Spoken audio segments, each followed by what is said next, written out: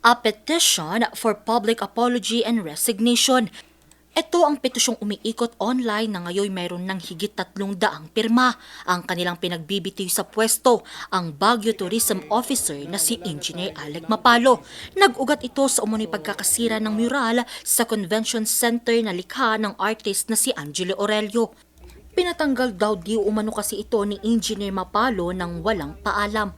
I cannot deny the fact na nasasaktan ako sa loob kasi parang hindi pinaalam po sa akin na tatanggalin. I mean, it's so easy for me to like say, "Oy, Jello, tanggalin na natin yan para mapalitan na or something." Baka tumulong pa po ako para matanggal. But then when I saw the state of it, parang kang nakakita ng patay na anak na it felt so numbing for you to see the treatment, no? Kasi parang pinagbabaklas, tinanggal yung frame dun sa likod. Kapag para sa akin wala nang tiwala yung mga taong pinagsiserbihan mo, parang what's the sense pa? Bakit ka pa mag-stay dyan sa position kapag hindi na naniniwala yung mga tao sa'yo? I mean, parang nakakahiya na. I mean, mas honorable pa siguro kung mag-resign na lang si Sir Alec kaysa mag-public apology siya.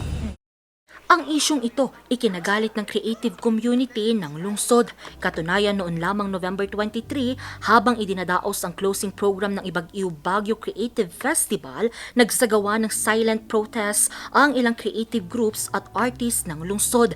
Respeto at tamang pagkilala sa mga manlilikha ang sinisimbolo ng protestang ito.